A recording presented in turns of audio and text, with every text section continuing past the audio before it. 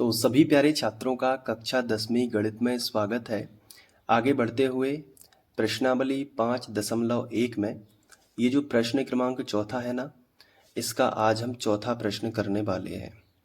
सवाल में ये पूछा है कि पहले तो चेक करो कि ये एपी है या नहीं है, और अगर एपी है तो इसके 3 और पद ज्ञात करना है।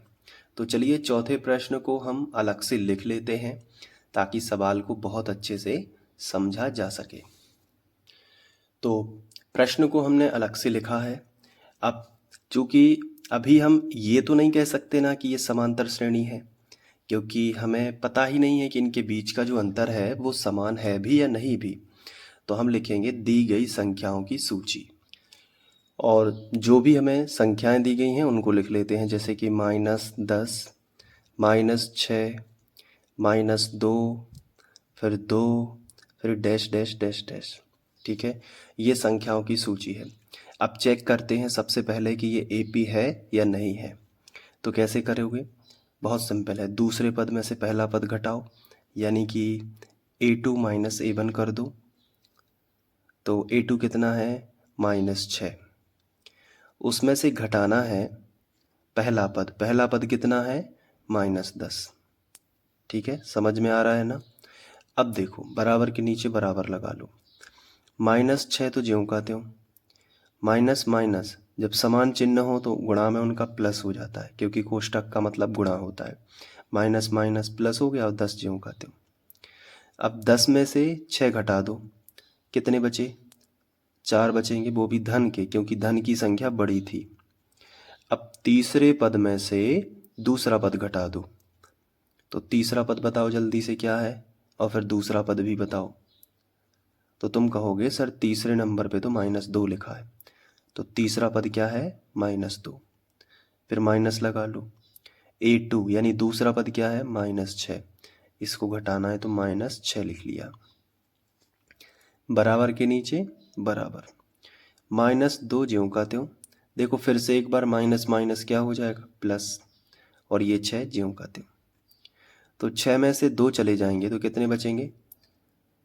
4 बचेंगे ना। देखो यहाँ भी 4, यहाँ भी 4। अब अगर चौथे पद में से तीसरा पद घटाने से भी 4 उत्तर आ गया तो हम कहेंगे कि ये जो संख्याओं की सूची है ये एपी है। तो चलो अब हम लिखेंगे कि a4 माइनस a3। ठीक है, चलो बताओ a4 कितना है? 2 है ना, तो यहाँ पे लिख लो 2, माइनस बीच में लगेगा ही। और a3 कितना है? तीसरे नंबर पे कौन है? -2, तो यहाँ पे लिख लो -2।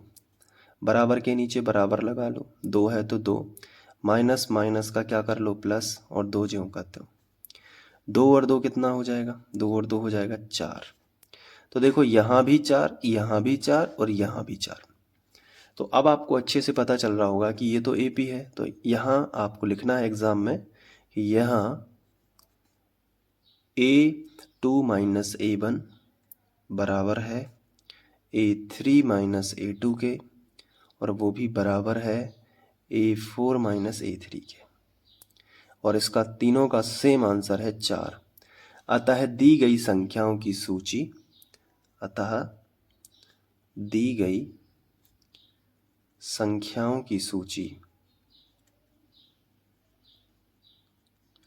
संख्याओं की सूची एक एपी है, एक एपी है, यानी अर्थमेटिक प्रोग्रेशन, समांतर श्रेणी है। जब समांतर श्रेणी है तो इसका प्रथम पद क्या है? तो श्रेणी में देखो, सूची में देखो, ये है अपना प्रथम पद, a का मान है -10। यहाँ आ जाओ, लिखो तब a बराबर कितना है, या प्रथम पद a बराबर भी आप लिख सकते हो, -10 है। और d कितना है? सार्वंतर 4 है। देखो हर जगह 4 आया ना, तो 4 अंतर है। तो अगले 3 पद हम निकाल सकते हैं, तो हम यहाँ पे हेडिंग लगा देंगे कि अगले 3 पद। 3 पद क्या होंगे? अगले 3 पद, पहला पद, जिस 4 पद तो देखो हमें दिए गए हैं, 1 2 3 4, पांचवा पद हमें निकालना है। तो अब पांचवा पद का फॉर्मूला लगाओ, a + 4d। क्लियर है कि नहीं? चलो ए का मान बताओ कितना है, -10, तो ए की जगह पे रख लो -10।